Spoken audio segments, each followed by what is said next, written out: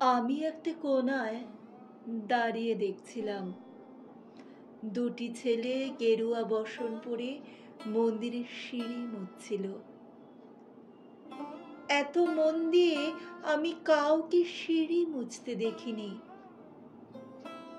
এত ভালোবাসা দিয়ে আমি কাউকে ধুলো তুলতে দেখিনি। সিঁড়ি নয়, যেন জননীর ত্বক থেকে ধুলো তুলছিল। এভাবে কেউ সিঁড়ি থেকে ধুলো মুছতে পারে এ আমি কোথাও দেখিনি। স্থিতপ্রজ্ঞ মহারাজকে জিজ্ঞাসা করলাম, এই ছেলে দুটি কে?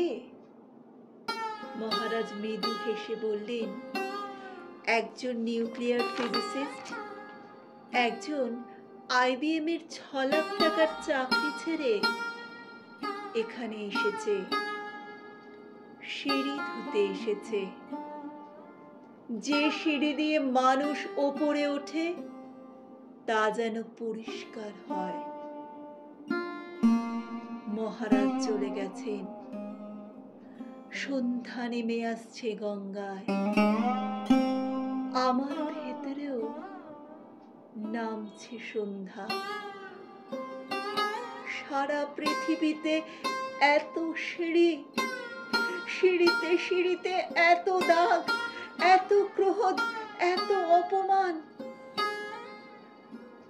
আরতি শুরুর আগে মনে হলো, যে সিঁড়ি মুছতে পারে না সে কোনোদিন মানুষের চোখের জল মুছতে পারবে না।